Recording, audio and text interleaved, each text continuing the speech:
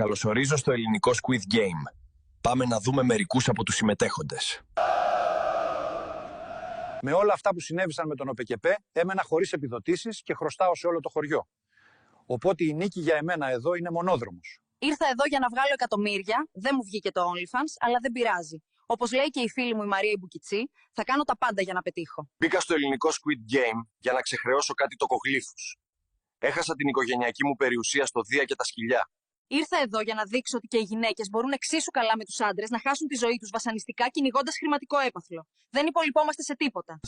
Είμαι ράπερ, λέγομαι Lil Lane και ήρθα εδώ για να κερδίσω το έπαθλο και να πληρώσω τον ghostwriter μου. Εμένα με ανάγκασαν οι γονείς μου να έρθω επειδή ξόδεψα όλες μας τις οικονομίες σε συνδρομή για ιαπωνικό hentai.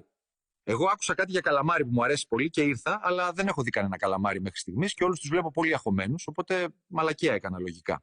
Ήρθα εδώ για να ξαναβιώσω κάτι έντονο στη ζωή μου. Είχα βαρεθεί να κάθομαι στον καναπέ και θέλω να κάνω τα εγγόνια μου περήφανα.